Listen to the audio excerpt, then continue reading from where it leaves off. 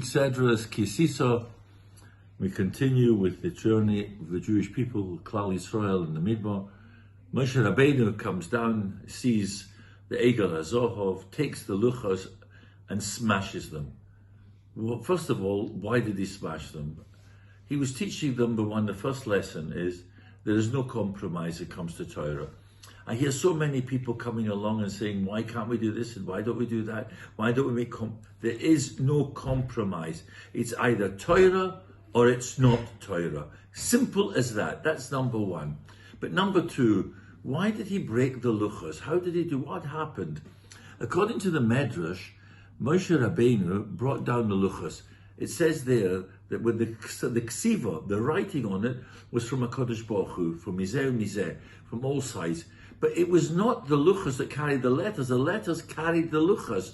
And when Moshe Rabbeinu saw the Egel HaZohov, the luchos, the lettering went up to HaKadosh Baruch Hu, went back again. Now what happened was, very interestingly, that the letters carried the stone.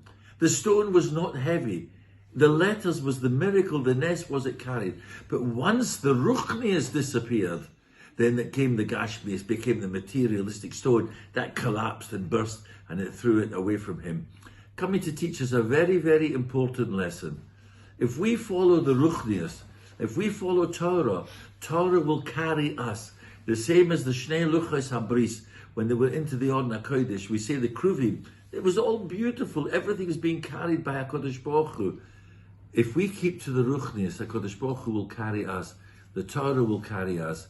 If we don't, and we throw away the Torah, then unfortunately all that's left are the stones, the heavy stones, that we can't carry. And that's why Moshe Rabbeinu had to drop it and put it down. We find so many other beautiful stories and I read something which I'd like to share with you now, because, you know, Moshe Rabbeinu did many, many things in his life. And the one thing, according to people, B'shat, is he hit the stone, he hit the rock, if you remember, and he got punished for this. Why was he punished? People say that he wasn't punished for hitting the rock. Why was he punished? Because he accused the Jewish people of being rebels. Now, Moshe Rabbeinu had a stutter, but HaKadosh Baruch Hu took that stutter away. Remember this, and HaKadosh Baruch Hu was able to give his voice through Moshe Rabbeinu when it came to the Aseret HaDibros, it came to all the Torah and everything. The moment he called them rebels, HaKadosh Baruch Hu put the stutter back into his mouth, and all he couldn't speak, and all he had was the stick, the staff, and with that he hit the rock. So you see, you've got to be very, very careful. HaKadosh Baruch Hu is in us.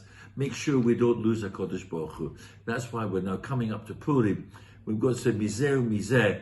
Everything is chorus and cherus. It's all beautiful. Everything is telling us, follow the ruchnias, and the gashmis will carry us as by ourselves. I wish you all a very good Shabbos.